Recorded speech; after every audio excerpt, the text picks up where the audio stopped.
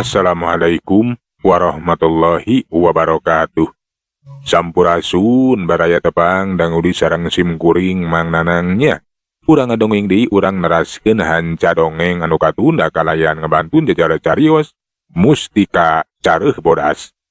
Ieu dongeng teh karangan Mang Nyalira sok sanaos dongeng basajan malah mandar janten hiburan.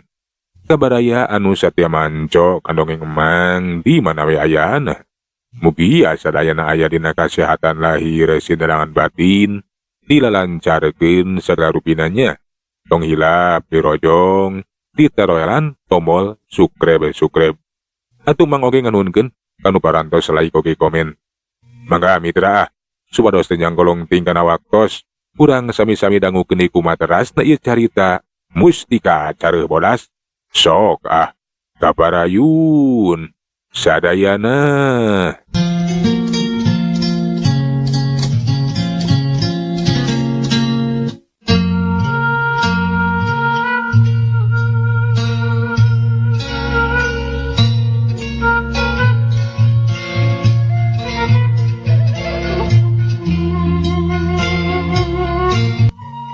Gan otang saparakan calajue nepungan tukang anjun jeung tukang kamasan.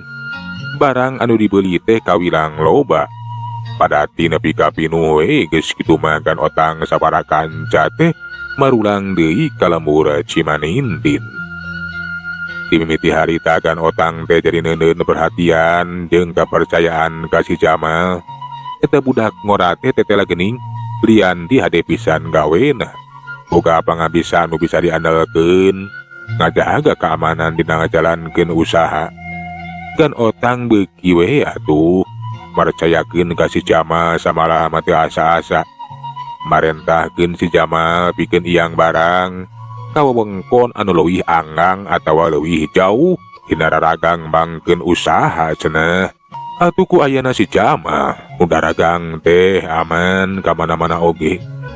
Usaha gan otang tambah maju samalah pagawena ge beuki nambahan. Ku majuna usaha gan otang kakocap we disarebut jalma beunghar sodagar kaya. Ngaranna jadi seungit ka mana-mana. Eta kayaan teh lian di ngadatangkeun kahadean pun kitu di ngadatangkeun mamala daya teh saeutik atuh jalma jahat anu ngincer-ngincer kana kakayaan gan otang. Begal jeung garong teu weleh ngarongrong. Tapi eta kaayaan teh bisa diungkulan ku si Jamal. Boh anu rek ngagarong pun kitu deui lamun aya para padagang atau nu digarawe meunang gangguan ti jalma jahat. Si Jamal anu bisa ngungkulan atawa ngarengsekeun. Ngaran si Jamal jadi kasohor. Si Jamal teh disarabut jawara anu pilih tanding we. Desa eutik jalma jahat anu ngarasa kimir jeung sieun ku kakara ngadenge ngaran si Jamal. Di antara jalma jahat aya anu panasaran ka si Jamal jeung deui panasaran ku kabeungharan juragan otang. Ari eta jalma jahat eta jalian ti si Jamara atawa si Bewok. Garong kaot nu geus kasohor. Loba imah jalma anu beunghar atawa para gegeden nu aya di wewengkon Sumedang manggeus jadi korban we. Atuh eta si Bewok teh basa ngadenge ngeunaan si Jamal. Pun kitu deui ngadenge kabeungharan juragan otang jadi katarik perhatianan. Dewek teh jadi panasaran euy. Cenah di Cimanintin aya sodagar beunghar anu nalahna teh si otang. Cimanintin Kang? Atuh jauh Cimanintin mah. Jauh. Tapi dewek teh jadi panasaran lian tiku eta jalma beunghar nu ngaran si juragan otang. Dewek oge euy panasaran ku badegana juragan otang nyaeta si Jamal. Cenah eta si Jamal teh jawara anu pilih tanding euy. Teu saeutik jalma jahat begal garong hanteu mampu ngungkulanana. Tah ku kituna dewek jadi panasaran hayang ngagarong iman juragan otang sakaligus hayang ngajajal eta si Jamal euy. Di ieu wewengkon mah kapan dewek teh geus kasohor euy. Tong boroning para jawara dalah para prajurit di kerajaan Sumedang oge. Taakeun yang hareupan dewek mah euy. Janten Kang Bewok teh bade ka Cimanintin. Panasaran ku kabengharan eta juragan otang. Arek digarong gitu Kang. Ayo atuh sia. Ku dewek erek digarong we euy. Pasti dewek teh bakal adu hareupan jeung eta si Jamal. Saupama eta si Jamal bisa ragrag ku dewek, tinang tunggaran dewek teh beuki ngelebet euy. Ngaran dewek bakal beuki kasohor. Kukitu nabak dewek teh bakal sugema euy. Tebih atuh Kang ari kudu ka Cimanintin mah. Jeung deui kapan di dieu ge loba keneh jalma beunghar teh. Loba atuh nu bakal jadi sasaran urang teh Kang. Bet kudu los-los ka itu ka Cimanintin. Ih, kapan cek tadi ge euy dewek teh ka jurungku rasa kapanasaran. Nya atuh ari kitu mah kumaha akang we lah. Nganya taya salahna. Tapi rek iraha Kang inditna ka Cimanintin teh. Oh, isukan euy. Isukan dewek bakal indit ka Cimanintin. Nah, butuh dibaturan ku kuring jeung sabatur-batur Kang ieu teh. Ah, teu kudu teu kudu.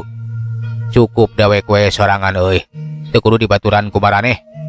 Ngarah tumampah teh gancang euy. Maneh masing jongjon we barang gawe di dieu euy sakumaha biasa. Enya Kang heug ari kitu mah ngan ari eueuh akang mah. Terus terang kuring ge rada hariwang Kang. Lantaran ayeuna teh cenah pihak kerajaan teh geus nyebarkeun prajurit pilihanana pikeun nyangkalak urang Kang. Khususna mah akang jadugna. Montong orangan euy. Sanajan engke sia kudu adu hareupan jeung para prajurit di kerajaan Sumedang. Sia ulah mundur sasiku ulah ngejat satu jang beas. Lawan ku sia. Nah sia teh sieun gitu. Ih sanes sieun Kang. Tapi hariwang we da cenah di antara eta prajurit teh aya anu kasohor. Nu katelahna teh si Santana.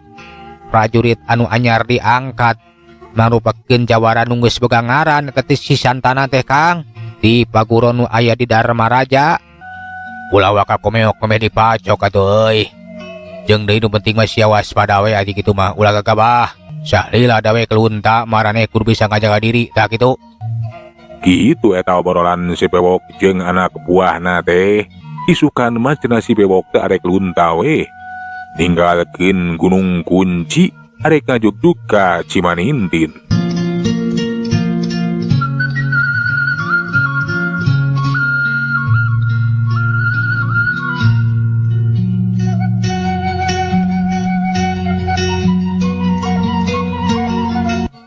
Caturkeun poe isukan bener we si Bewok teh geus lunta ninggalkeun Gunung Kunci. Kebat lumampah kawetankeun ngajugjug ka Cimanintin. Si Bewok anu lempang nurugtuk kiwari teh geus aya we di sisieun Gunung Kunci. Kebat lempang mapai-mapai jalan satapak. Beras ka jalan pilemburan. Basa keur jongjon lempang. Jeleng aya dua urang ngecal manu ngahadang halangan jalan. Bubuwe atuh si Bewok teh menikah ge. Barang disidikeun nilik tina papakean mah tetera geuning cenah prajurit di kerajaan. Dasanya eta dua urang ngejalma teh saya lian ti prajurit di kerajaan Sumedang. Nusa urang nalahna Kitarji. Sedengkeun aya nusa urang deui mah nalahna teh Kimasnan. Kabeneran siapa ngiri dia Bewok. Aing duaan teh teu kudu hese neneangan sia. Nya euy. Siak bakal dicangkalak deuleu euy. Dasar sia jalma jahat. Sa sia duaan teh euy. Kumaha wani ngahadang halangan jalan. Jadi sia teh prajurit di kerajaan Sumedang euy. Anu keur nincer-ngincer neneangan dewek. Bener. Aing duaan salalieu neneangan sia Bewok. Kajahatan sia teh geus sakuluna deuleu ditumpes. Sia kudu sagancang ditewak pikeun narima hukuman gantung deuleu.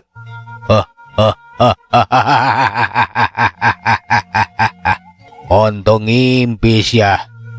Prajurit cucungu kawas sia duaan bakal mampu pikeun nyangkalak dewek si Bewok deuleu. Sor maju deuleu. Lamun sia duaan teh boga maksud pikeun nyangkalak dewek. Otong sombong sia Bewok. Aing duaan bakal bisa nyakalak sia. Hap, hit. Seak gajeleng Kitarji mah geus teu sabar laju narajang ka si Bewok. Perep jeung syukuran teh bet ngahujanan awak si bewok. Tapi si bewok teh henteu cicingeun laju ngimbangan panarajang kita reci. Sababaraha kali panarajang kita reci teh bisa disingkahan jeung bisa ditada. Keduk des. Carek-jek kita reci teh nepi ke ngacarek-jek kadorong. Tetela tanaga si bewok teh kacida pedasna. Masnan basa mirengeh baturna ngacarek-jek kadorong ka tukang. Laju atuh kiwarima manehna ge maju narajang. Curelat gajeleng. Masnan harita teh matakeun pecutna hiuk hiuk sorana teh kadenge manipang baraan. Hiuk ceter. Tung pecut teh keudang pisan kana dada si bewok. Tapi Kimasnan ngaranjuk kaget lantaran si bewok teh tagen atuh teungut kalinuan teu geura kaanginan. Ukur katingali we dadana teh mani ngebul. Sok padahal kapan eta cameti atawa pecut teh lain pecut samanea, tapi pecut teu pusaka anu bisa diandalkeun boga tuah kasakten. Kunaon sia teh euy? Nah kaget ningali wawasan dewek. Asok. Ulah kagok deuleu. Gerak keterukeun sakabeh pangarti jeung pangabisa deuleu euy. Lamun nya sia duaan teh boga maksud pikeun nyangkalak dewek. Kimasnan jeung kita arji teh atuh meuni muralang. Katempo huntuna mani kakarot. Amarahna geus teu kawadahan. Seak! Gajeleng kiwarima duanana teh meh bareng maju ngahurup ngaraponan si bewok.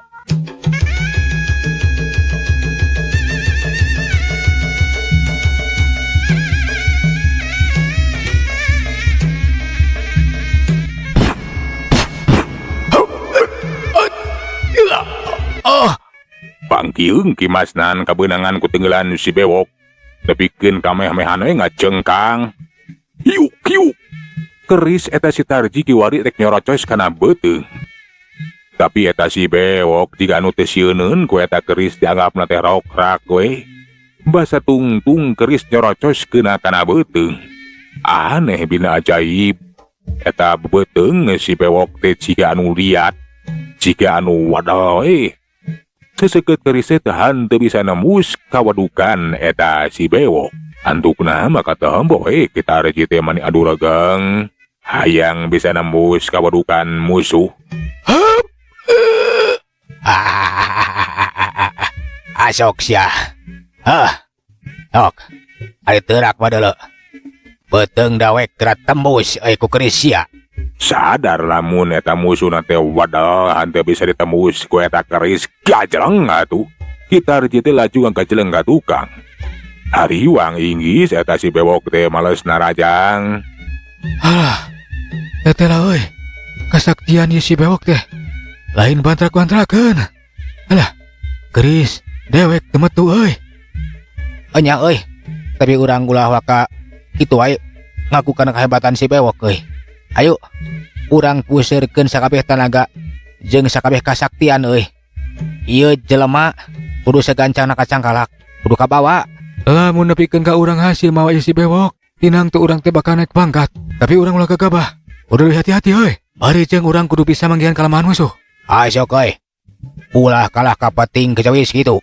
Sor maju deui sing hareupan aing si bewok deuleu. Kimasnan jeung kita reci jiga nu geus meunang badami. Kiwari mah maju babarengan. Curelat gajeleng.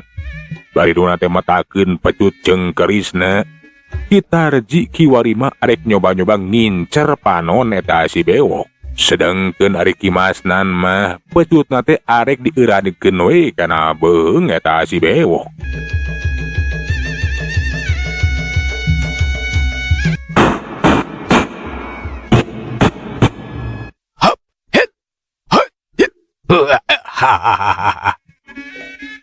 Pecut Kimasnan benang dirawel gep dicekel. Sedengkeun ari keris Tarji pasarek nyorocos kana panon teh laju atuh ditapak ku si bewok. Plak. Nepikeun ka eta si Tarji teh ngabangkieu. Sedengkeun ari Masnan anu cameti atawa pecutna dicekel ku si bewok laju diturudud. dipadol satarikna solontot. Bareng jeung nyolontot awak masnan.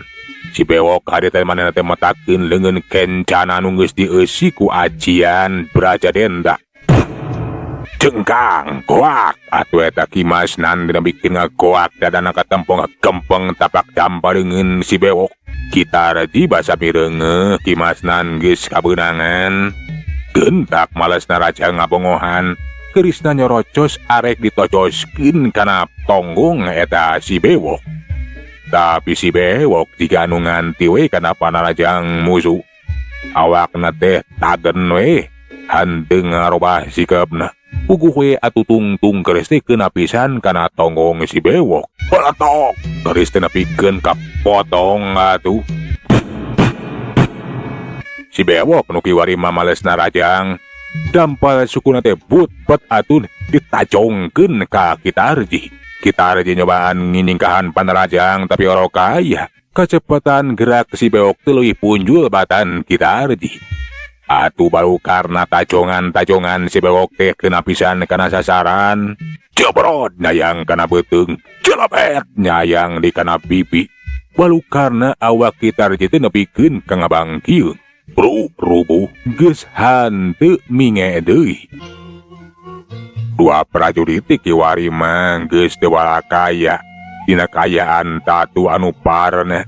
Sedengkeun ari si bewok nangtung merhatikeun kata dua urang prajurit. Bari seuring ngagak-gak sugemana keur ningali musuhna teh geus nalamru. Ukur sakit tuh geuning euy. Pangabisa maraneh teh euy. Kurang ajar si bewok. Sia geus kemawani deuleu ngalawan ka prajurit. Pokona sia teh rek nyangkalak dewek sakarupa euy. Ayeuna karasa kayaan sia teh geus ribuh. Sakedeung deui ge sia teh bakal kojor deuleu. Ceuk si bewok kituna teh laju we ngadeuketan ka Kimasnan jeung Kitarji anu geus patinggal oler teu walakaya. Gekak lempang teh lalaunan tapi pasti puguh we atuh pikeun Kimasnan jeung Kitarji mah geus ponok harapan moal boa cenah maranehna duaan teh bakal dibinasa. Bener we, si bewok beuki deukeut malahan kiwari teh geus aya di sakikireun Kitarji jeung Kimasnan. Panonna molotot ngempur hurung jiga iblis. Kimasnan jeung Kitarji teh ukur humarurung we ngararasakeun kanyeri.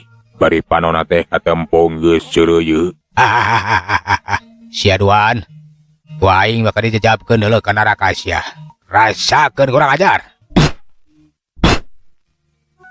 Dampal suku si bewok dijejakkeun we kana dada Kimasnan jeung Kitarji. Puguh we atuh eta dua prajurit teh nepikeun ka Buriala Bonjeli. Nu antukna mangalepaskeun napas nu panungtungan. Pating kulahek we geus teu usik marik deui. Podar sia euy. Bongan sia duaan teh beut kumawani rek nyangkalak aing sakarupa. Ceuk si bewok. Manis sukemana keur geus kitu malaju we ngagedik ninggalkeun eta dua layon nu geus patinggal oler. Teteh lah eta si bewok teh sakitu kejam jeung telengesna. Teu boga ras-rasan pisan.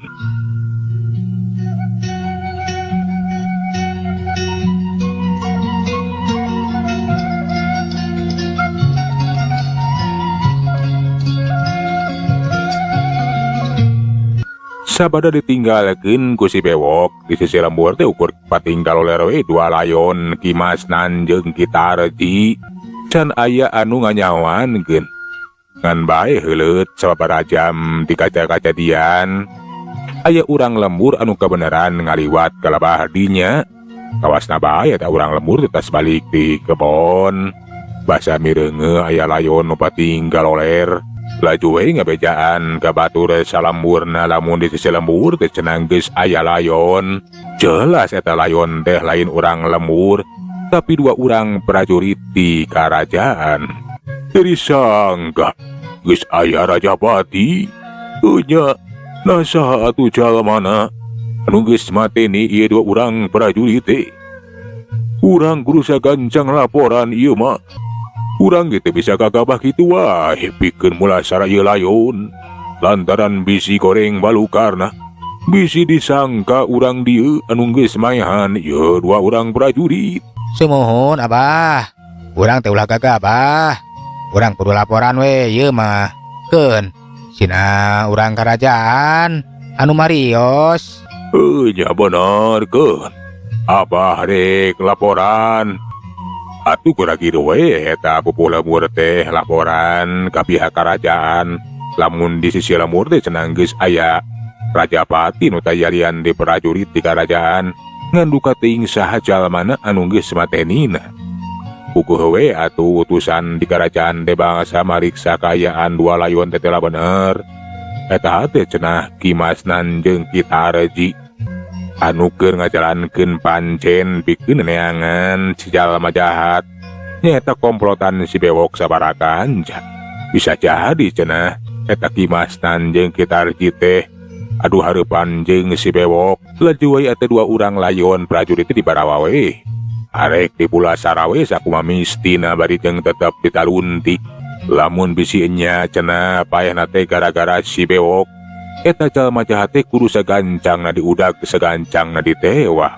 Sedengkeun ari si bewok anu geus jauh ninggalkeun eta lemur kiwari teh geus anjog ka hiji jalan gede. Eta jalan gede teh ngabulungbung anu ngahubungkeun antar lemur. Reg atuh si bewok teh ngaraneg. Katempo ti kajauhan teh aya delman anu keur ngageureuleng we maju kalabah dinya. Atuh cenah asa kabeneran. Eta delman teh arek dirabut we arek ditumpakan. Ngarah lumampah teh cenah henteu capek teuing. Kabeneran euy. Aya delman rek nyampeurkeun ka dieu. Ku aing bakal dipegat. Kituna teh bari ngagajleng we ka tengah jalan. Sedengkeun si Mamang anu ngusiran eta delman henteu ieu sadar lamun di hareupeuna teh aya jalma jahat anu ngaharang. Disakana teh urang lemur we. Barang geus deukeut lag atuh delman teh ngarahan. Pok anu boga delman teh carita. Nah ieu teh ngahalangan jalan. Ayo atuh ari bisi rek milu mah. Turun euy. Gancang turun. Pasrahkeun eta delman teh ka dawek euy.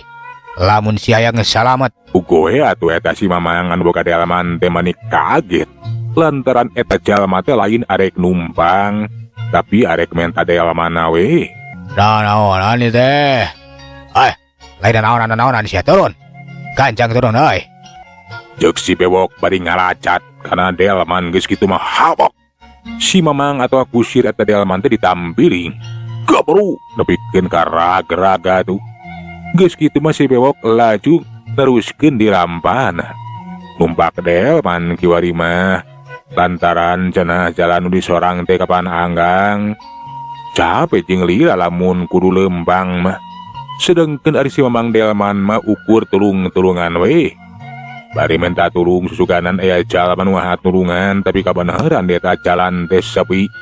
Atuh kapaksa we kudu ngaridokeun delmana teh geus aya nu mawa kabur. Heuleuh mitra waktosna parantos nyakapannya. Segala urang tunda jajara carita musti kacareuh bodas duy ka dieu. Urang teraskeun dina sari anu salajengna.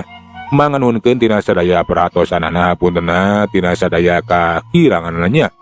Mang saeulanan undur. Assalamualaikum warahmatullahi wabarakatuh. Cak.